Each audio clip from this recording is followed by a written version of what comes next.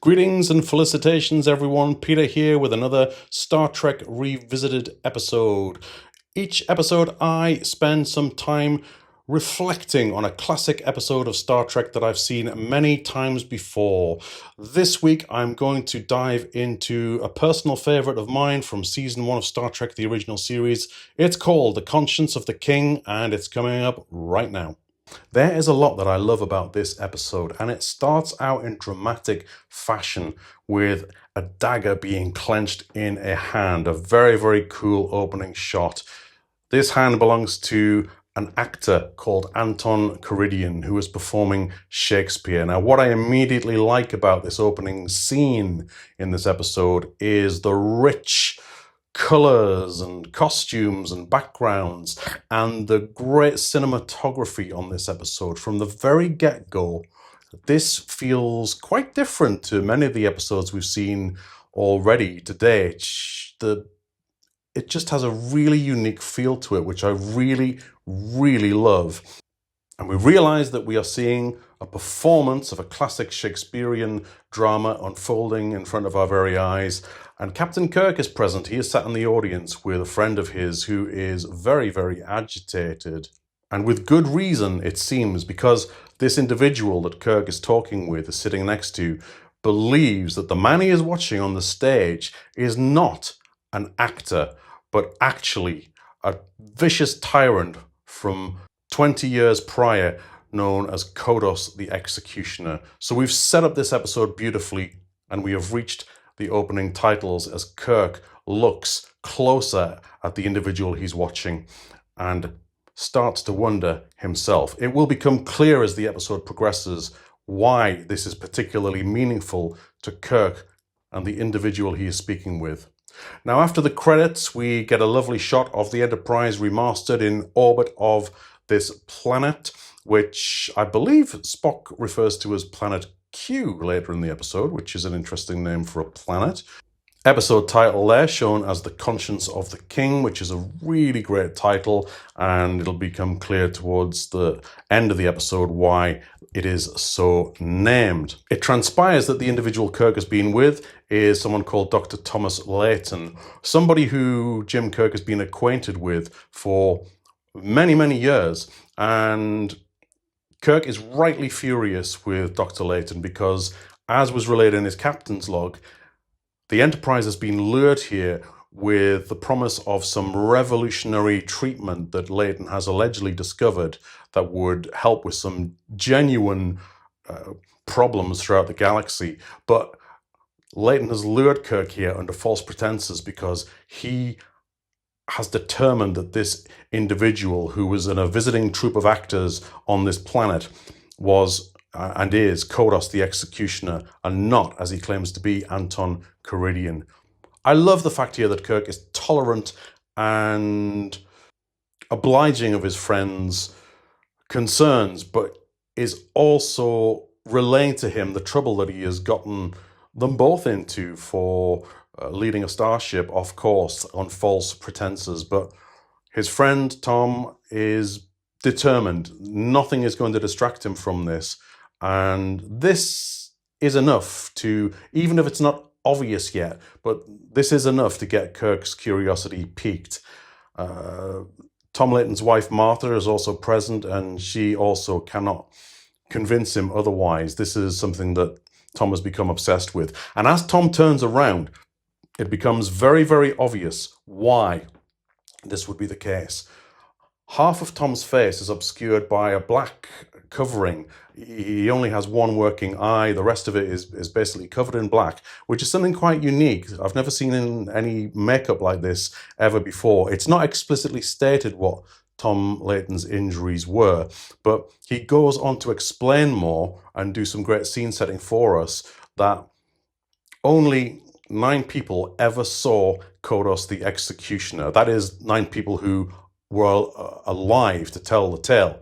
And Tom Layton was one, Kirk was another, and this is why Kirk's presence here is important.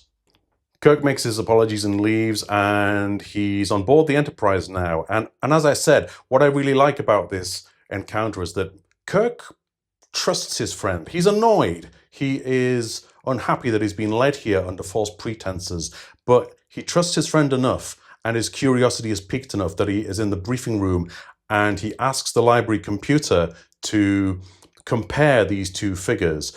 The photograph of Anton Karidian, the traveling actor, and the photo of Kodos, the executioner, from a planet where Kirk was residing 20 years ago, and this massacre took place. And as we go through the episode, we will get a backstory on this massacre, that Kodos was leading or seized power, came to power in a time of emergency where there was not enough food to feed the colonists and they were waiting for help and rescue. And during that time, he made the decision to execute 4,000 colonists so that 4,000 others could survive and eat and be sustained until rescue arrived. Spock arrives in the briefing room and alerts Kirk that they are ready to leave orbit. Kirk tells him that they are going to delay and he's beaming back down to the planet, which Spock accepts with little complaint. So Jim is back down on the planet and we can see he's in the Layton household again, and there's a bit of a gathering for the performing troupe. And he's gone to attend. His curiosity piqued. He wants to meet Kodos, or rather Karidian, to get his own view on whether these are one and the same individuals. As he's waiting, a female individual enters the room and they engage in conversation. They have some very, very flirtatious eye contact before they engage in conversation. But it transpires that this lady is Lenore Karidian, daughter of Anton Karidian, and she is a member of the traveling troupe of actors. Kirk unleashes his charm on Lenore here, who was revealed to be about 19 years of age in the library computer information that Kirk was listening to when he's still on board the Enterprise. And this scene, in comparison to something like Miri, is far more comfortable, in my opinion, to watch anyway, as Kirk unleashes his charm upon this young lady. And she seems very, very willing for that charm to be bestowed upon her. And they have a very flirtatious conversation, which leads to Kirk saying he would like to see her again. And this leads to them taking a walk outside and making their excuses to leave the party.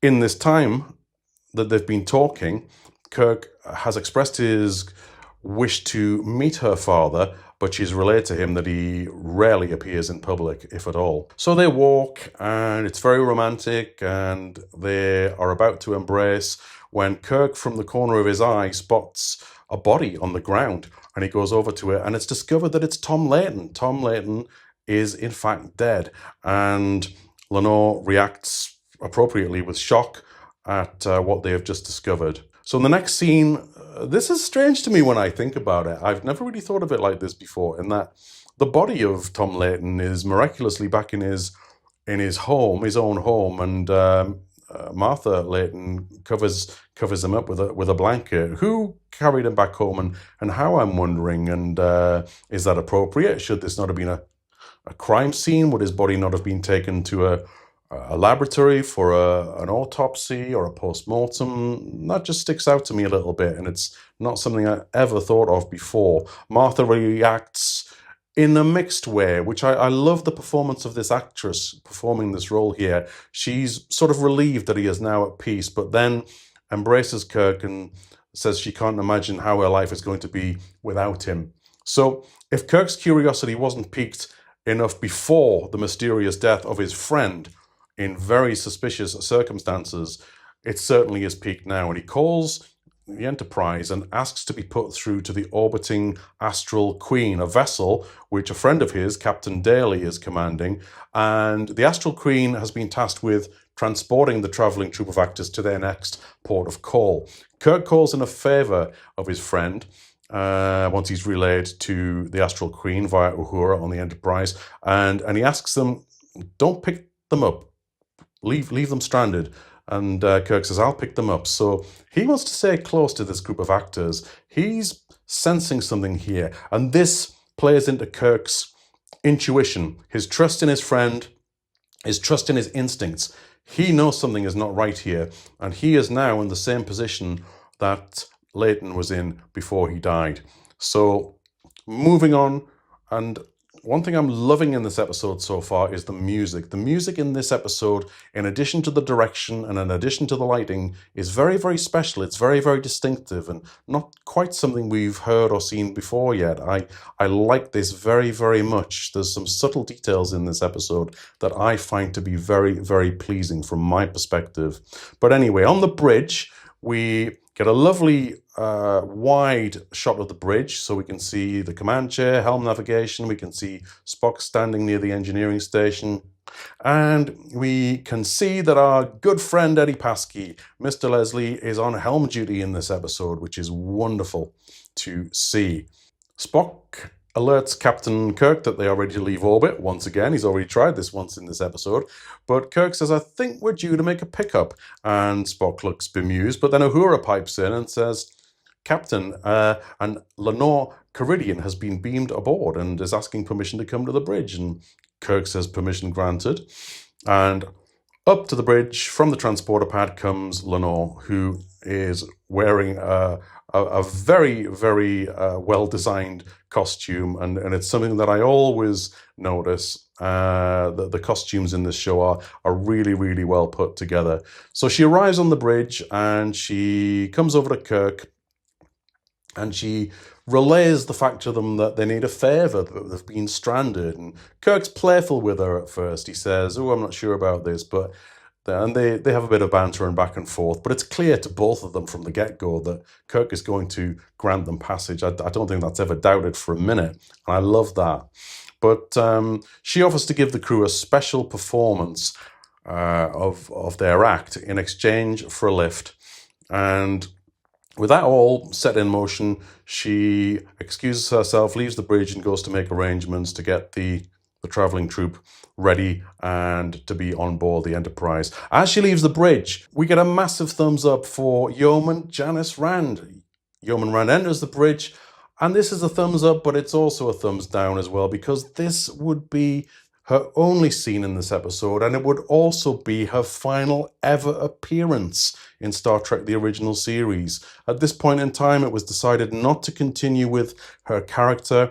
The actress herself, Grace Lee Whitney, had some issues on set, some very unsavory encounters, which are probably for another time. But equally, I mean, the recorded decision was that they didn't want this regular female character to be around Kirk for the whole series, because it would take away the opportunity for Kirk to have intimate encounters with other female individuals, such as Lenore here. So this is bye-bye to Janice Rand, I'm afraid, which is a very sad thing.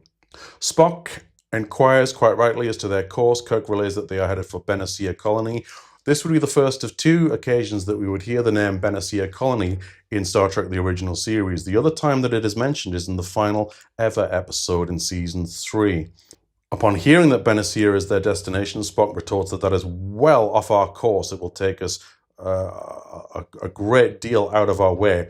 Kirk responds very, very snappily with Spock here, saying, I'm well aware of this. If I want your opinion, I'll ask for it, is what he more or less says, not word for word. Spock gives us a classic eyebrow reaction here. He says no more, but I love his reaction here. He knows that something is not quite right, and he's not going to let that rest, but for now, he keeps quiet. The troopers aboard, we get a captain's log, and another good shot of the Enterprise.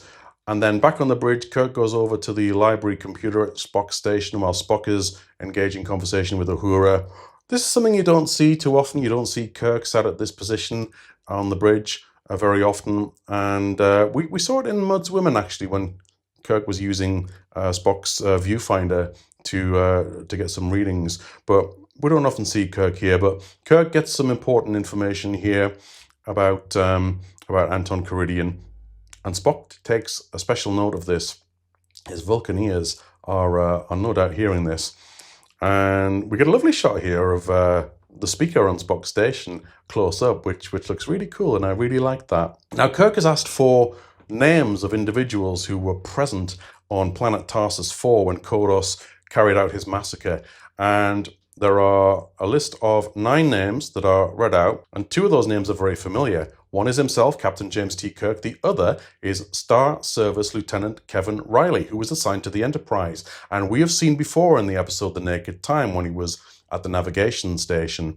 So now it appears that Riley is in the communications section. He calls Spock over and says, I want Riley transferred from communications to engineering. Spock protests and says he came up from engineering. He's bound to see it as a disciplinary procedure.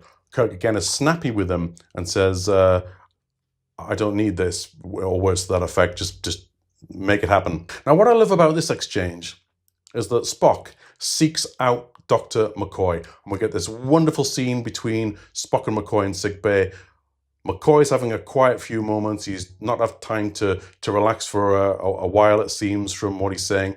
And he's having a little sip of Saurian brandy, and he's looking quite chilled. Spock is relaying his concerns to McCoy. And McCoy at this point in time is not really biting.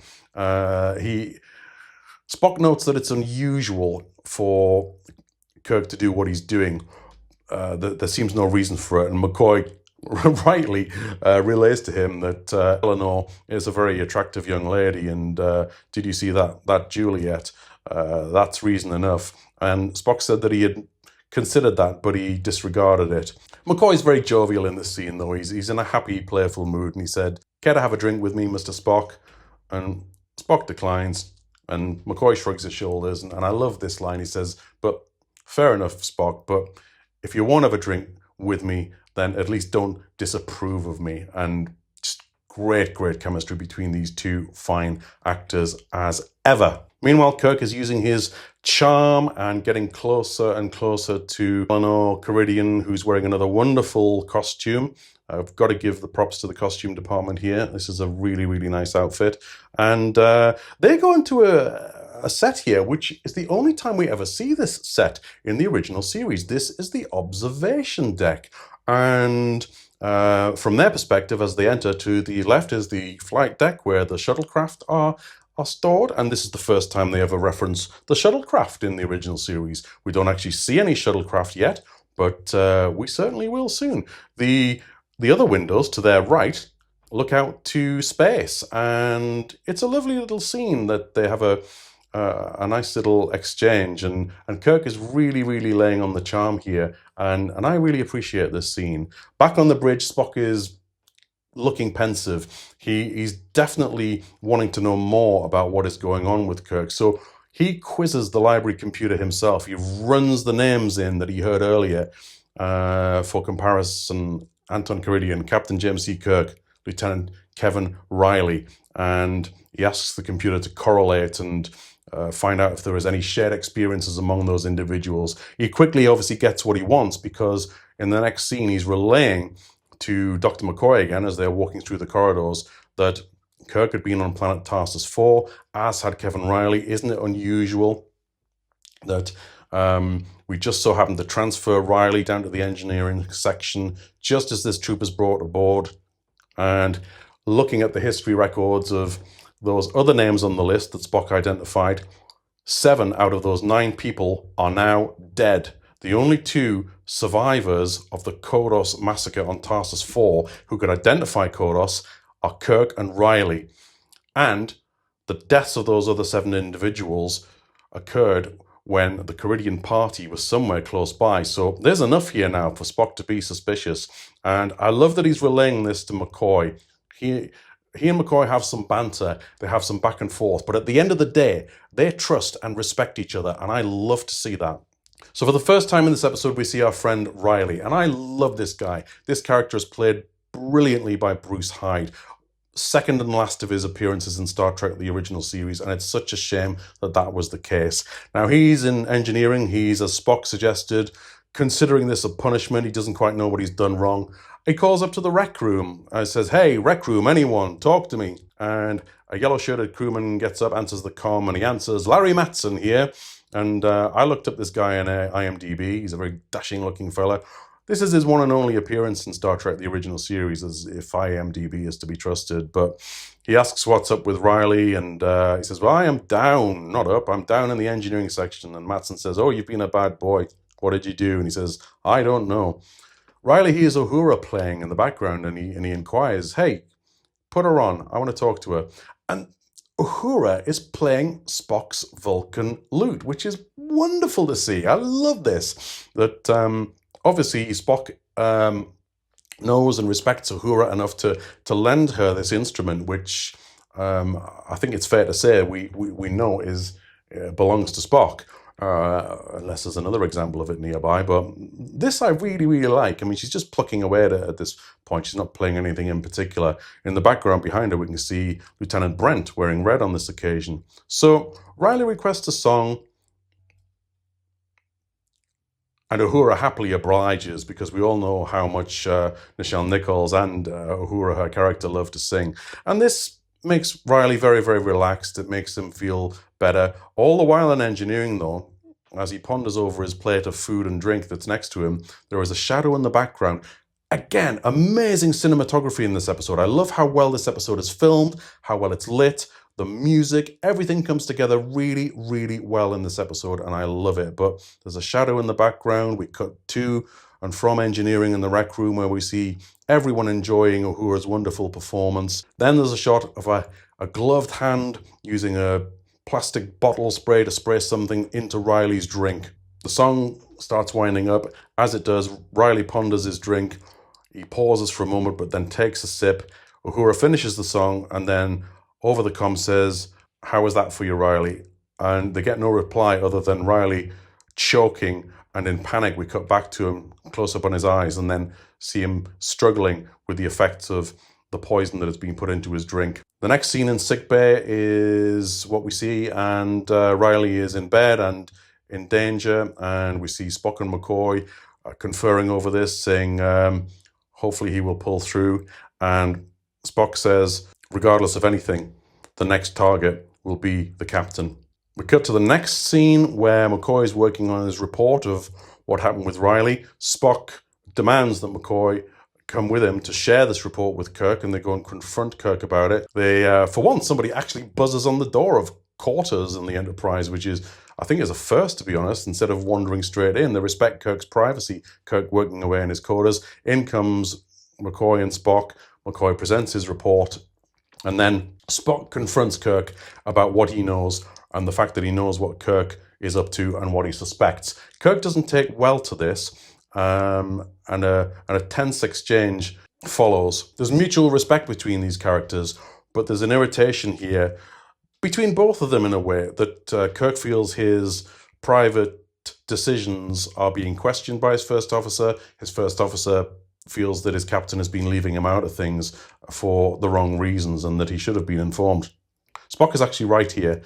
Captain has a privilege of some leeway at times, but this is not the sort of situation where Kirk should have held this back. Anyway, things escalate. As they are having this exchange, they hear a whirring, and they quickly identify this sound as a phaser on overload, and it's close by, and they start looking around Kirk's quarters for it, desperately to find it, because the effects of an overloading phaser will be catastrophic, will be fatal, one is assuming. Kirk calls the bridge and explains that there is a phaser on overload somewhere in his quarters. Put the ship on double red alert, which is the only time we've ever heard that phrase. Double red alert is something that we have never heard again. Spock goes out into the corridor and ushers people away. Kirk, starting to become irritated by the sound of this overloading phaser as he hears it, puts his hands on his ears, but then he sees the phaser. It's within the alert light in his quarters, which he manages to open up. And this is the only time we ever see this, actually, in the series. See this panel open with the hinges on it and the phaser, the Type 2 phaser inside, which Kirk tries to deactivate, but he can't, so he takes it outside and he puts it into the disposal chute. And Spock comes back around the corridor. The corridor is clear. There is an explosion outside the ship, and the ship is buffeted slightly, but the danger is over. At this point in time, we cut into the quarters of Anton Karidian. This is the first time we've seen him since the opening scene of the episode. And again, a wonderful shot using lighting and music very, very effectively to portray what is clearly a very tortured soul. It's very, very clear, I think, to most people watching this for the first time, that Anton Karidian, regardless of whether he is Kodos or not, is somebody who is deeply, deeply troubled by something. Kirk walks in and Karidian protests that he would have thought he would have respected his privacy and his wish for that privacy. Kirk comes straight to the point and asks him, "Are you Kodos?" Now, Karidian is very, very evasive here in his response. He's quite playful in a way. He plays the role of the actor that he is and saying, "I am Kodos if that is who you want me to be." And he says, "I've played 1,000 parts over many years. I can be whoever you want me to be." But they go back and forth on this, and it's a very, very interesting exchange. Neither man backing down really from their stance, but Kirk presents him with the speech that he remembers hearing at Tarsus 4 20 years ago. Kirk remembers this speech that Kodos made before the massacre, and he has written it down, and he gets Karidian to read it out word for word, and he notes that Karidian didn't seem to need the paper to read it. Kirk has recorded this conversation, and he has alerted Karidian that disguising your voice will make no difference. And it ends with an exchange between the two where Karidian reveals that he is tired, he is an old man, and he's not in a good way at all. Now, at this point, Lenore Karidian appears from the other room, and she is not best pleased at all with the way Kirk has treated her father here. She's very, very upset. She encourages her father to go and rest, and she confronts Kirk about his behavior. All the while, it's revealed that the performance that she had promised Kirk in exchange for passage on the Enterprise is looming, and they have to get ready for it. And in sickbay, McCoy is recording his medical log entry. Not very discreetly either, because Riley, who has recovered now, is on his feet looking impatient to get out of sickbay, is listening along to his log entry, which details the fact that Riley is back to health but is being confined to sickbay for his own protection, so he doesn't come into contact with actor Anton Karidian, who is believed to be Kodos the Executioner, responsible for the death of the lieutenant's family. Riley looks staggered at this and darts back behind the wall, so he is not discovered eavesdropping. In the next scene, beautiful shots of the Enterprise again remastered. We cut to the play. We've got some lovely sets, some lovely lighting, some lovely costumes again, and we can see that there are some lucky Enterprise crew members who are getting to see this performance up close and personal. There are also some watching from other locations throughout the ship. Eleanor starts the play, and she says that they will be performing Hamlet, which is a violent play about violent times, and the play begins. Meanwhile, in Kirk's quarters, Spock and Kirk are pondering over the voice patterns of the original Kodos speech and the recording that he just took shortly before of Karidian. Spock believes they have a match, but Kirk's not convinced. He says, "But not an identical one. I need to have absolute proof before I can accuse this man of actually being Kodos." I mean, they clearly look alike, and the voice patterns are a match, so I would have thought that would be enough, but Kirk is not quite ready yet. Back in sickbay, McCoy is lamenting the fact that in all of time, no doctor has ever been on time for a party. And he's talking to Riley, who he believes is there, but then he spots that he's gone. He immediately calls Kirk and says, "Riley's gone. If he overheard my log entry about Kodos and Karidian." Kirk says, "You've made your point, Doctor."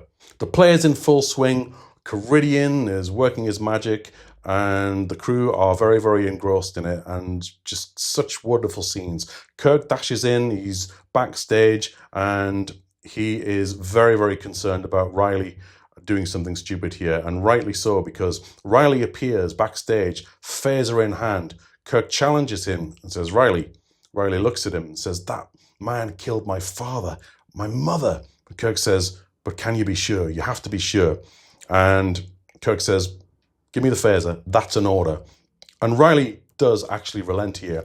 He does obey orders, and he says, and Kirk says to him, "Get back to the sick bay." Now, this dispute between Riley, or this exchange between Riley and Kirk, is heard by Karidian while he's on stage. He hears the back and forth between Kirk and Riley. And we come to the end of the scene, and the actors are having a break, and Lenore comes up to her father, smile on her face, saying it's going well. He's agitated. She's heard a voice from times past. And this is when Lenore Karidian is revealed to be the culprit. All along, you're designed to think that it's Caridian who is murdering these last people who could identify him. But she reveals to her father that after tonight, you need never worry or feel bad again. I have taken care of all of those who could identify you. And the last two will be gone tonight, meaning Kirk and Riley. Caridian is absolutely distraught at this. He cannot believe this has happened. He said, "More blood on my hands. I never wanted this to taint you. You were the one thing in my life that was decent and clean and untainted. But now that is all gone."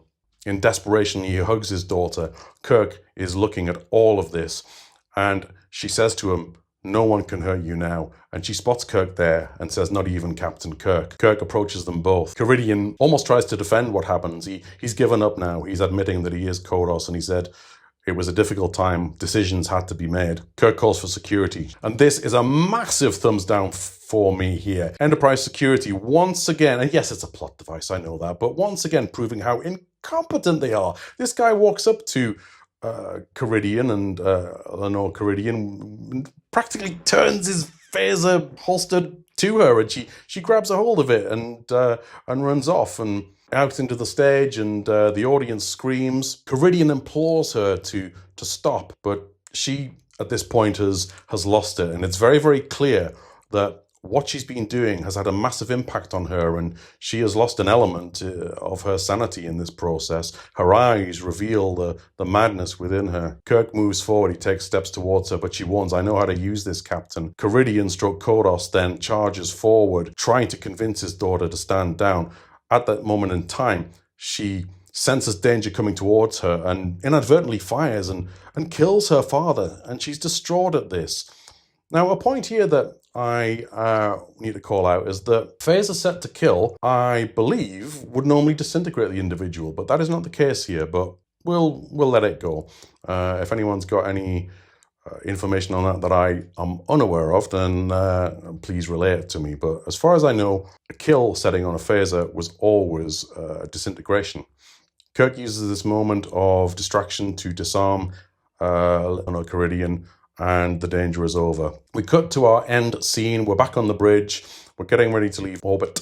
McCoy enters the bridge and he gives his report to Captain Kirk. And he says that Lenore has been treated in such a way that she will not remember any of this. They've used some technique on her that she will think that her father is still alive and well and delighting people with his performances across the galaxy. So that's an interesting resolution to this. She's not been prosecuted. She's been treated with the greatest of care and given the opportunity to live out her life under, I don't know what sort of restrictions, but who knows. And then, as we end the episode, Spock reveals that they are getting ready to leave orbit of presumably Benicia Colony, where they will have arrived by now. And we get a spoken line by Mr. Leslie for the first time, mentioned by name, in fact. So this is a double bubble for me for Eddie Paskey, a Leslie watch. Kirk says, "Stand by, Mr. Leslie," and he calls him by name. Now, I'm going to strongly suspect that William Shatner named this character Mr. Leslie himself, Leslie being the first name of his oldest daughter. So I think that would probably be the inspiration for Mr. Leslie. And there would be another character in season 3 who has a similar name. And we'll get to that in time. McCoy probes Kirk for more of a reaction about what happened with this situation to try and get some sort of closure or emotional response. But Kirk doesn't bite. He's done with this. He's ready to move on. He's being the in-control Captain Kirk that he needs to be to continue this mission. And he just calmly says, "Whenever you're ready, Mr. Leslie." Leslie getting another mention in the space of seconds. And McCoy says, "You're not going to give me an answer, are you?" And Kirk just says, "Ahead warp factor 1, Mr. Leslie." McCoy smiles and says, "That's an answer." And off he goes, off the bridge. And the episode ends with the Enterprise leaving orbit of Benicia. This episode goes into the credits, and we can see that this was directed by a new director called Gerd Oswald. And applause from me to him, because I absolutely love what he did with this episode. Looking at him on IMDb, we can see that he did 2 season 1 episodes of Star Trek, but no more. He did this excellent episode, and he did a not so good episode, which we will get to very shortly, called The Alternative Factor, which is a shame. That's not such a good episode at all. The guest stars in this episode, we have Arnold Moss as Caridian. This guy performed his part absolutely brilliantly, in my opinion. I really, really liked his performance. He was born in 1910 and died in 1989. We also have Barbara Henderson as Lenore, and she is still with us, I'm happy to say. She was born in 1945 and seems to be very, very famous for the detective show Ironside by the looks of it. We then get the featured cast on the credits. DeForest Kelley as McCoy. And it's worth doing a final sign-off for the wonderful Grace Lee Whitney as Yeoman Rand. This would not be her final appearance as Janice Rand, I am pleased to say, but it would be for the context of the original series. We get to see the rest of the cast. We have William Sargent as Dr. Layton there. We've got Uhura. We've got Martha Layton. We've got Larry Matson there, who we mentioned earlier. And we've got the last appearance of Kevin Riley, played by the wonderful Bruce Hyde, who was born in 1941 and died in 2015. A really great character, and I really, really love his contributions to Star Trek. Bizarrely, even though he was named here in this episode, Eddie Paskey does not get a credit as Mr. Leslie, which I think is a real shame. The original theme music for Star Trek, we all know by now, was composed by Alexander Courage. This particular episode was composed musically and conducted by Mullendore, which is a new name to me, not one I've heard before.